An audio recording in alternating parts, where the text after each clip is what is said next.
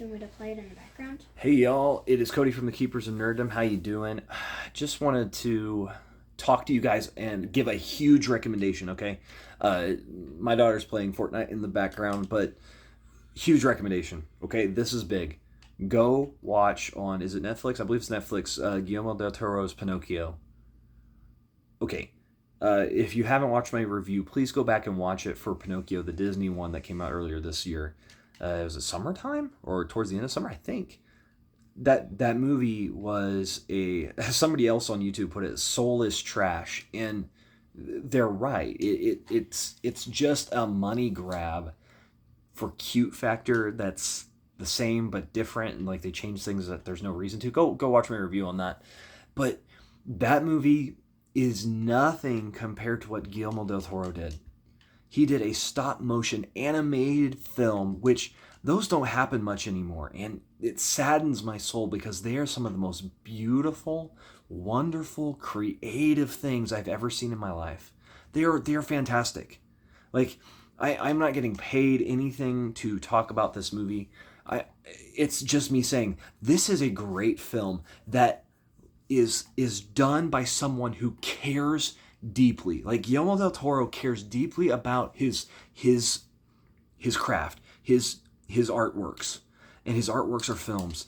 And the stop motion animation, it is beautiful. It's Guillermo del Toro. He's creepy as far as what he does with a lot of his stuff, and I don't say that in the bad way of like creepy bad. It's like eerie good in the sense that he really likes to draw your attention to things that really stand out and make your brain go, what did I just watch? And let me just tell you, this is the movie, right? This is the film that, okay, it really reminds me, like I've never read the original Pinocchio storyline, but I would say this is the one that is probably more accurate to the original stuff. Carrie, you might want to go back and get that shotgun. That's like a mythic. This is more true to the, and I would keep that rifle too. You can do it. You can do it. Sorry, just seeing what she's doing. Like, no, take the actual good stuff. But this movie is more into the whole thing of we're going to tell you a real story, a sad story. Right off the bat, you realize this movie is set during World War II era of Benito Mussolini. You even see him in the film, in stop motion animation concept, and it's fantastic in all of its crazy, silly awesomeness. And it's the a lot of the tropes and things that they're still there, but what you've got is a film that's so much more dark, not in the sense it's just trying to be gross or gritty, but it's telling you an actual story with loss, because the film does not start with Pinocchio. It actually starts where the Disney stuff has never really gone. It goes into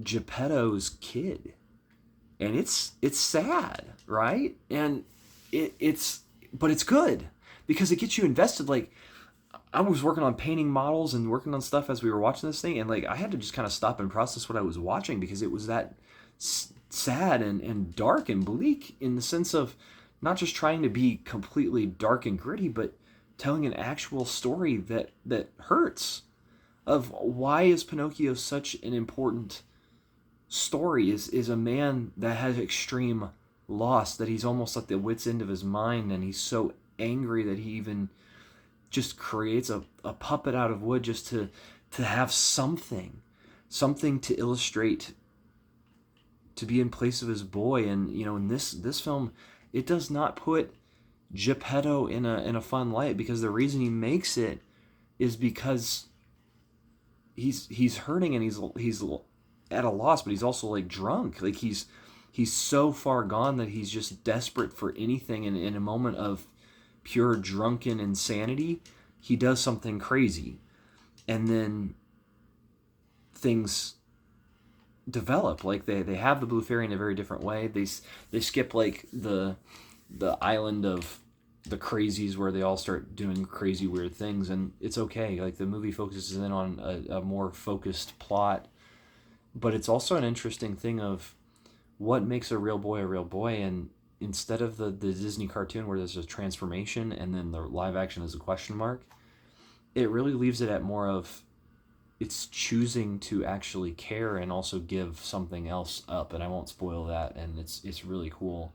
uh, Jiminy Cricket is voiced by uh, Ewan McGregor, and I would not have ever thought, you know what, Ewan McGregor should be in a Pinocchio film, and yet when he got done with it, even my wife was like, he is the perfect voice for a Jiminy Cricket. And I have to agree. Like, it's good.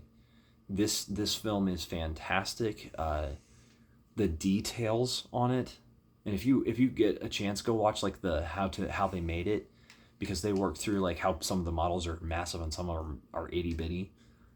This is a good film.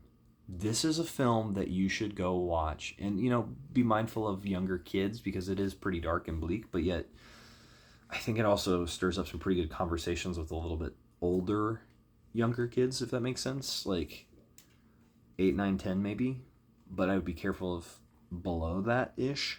Just the thought, because it's not like there's crazy dark things, but it is creepy. It's different. It's not trying to make everything cute and cuddly. It's telling a story. It's like, what if Pinocchio was told to an adult for a life lesson? And it's glorious for that. It is so good. So it sounds like I'm gushing, and the answer is I am, because it's good. It is a movie that is not soulless or lifeless. It's trying to just tell you a good story. And that's something I love about Guillermo del Toro. He always tries to draw your attention to the eerie, the epic, but he also tells a story. He makes sure that there's something there for you to pay attention to. He is a craftsman as far as storytelling. So go watch Guillermo del Toro's Pinocchio on Netflix. And if you have already watched it, let me know in the comments below what you thought of it, because this is a movie that you should watch. And if you don't like it after all this, totally get it. Some movies are not for everyone. Totally understand. But then there's movies like this that I think they really are for almost everyone, because they are life lesson. They are wonderfully done. It's beautiful. Just stop motion animation is it's a dying art for years and years, but every time when it comes back out, because I think it was a Kubo and the Two Strings, something like that. I think that was stop motion animation as well. Really good, and for those of you that love like Nightmare Before Christmas, like this is up that alley as far as that beautiful, eerie epicness, because it's that uncanny valley at times, but not in a bad way, because that it's going to be off, and it's not like uncanny valley as in it's supposed to be like a certain thing and it's just wrong.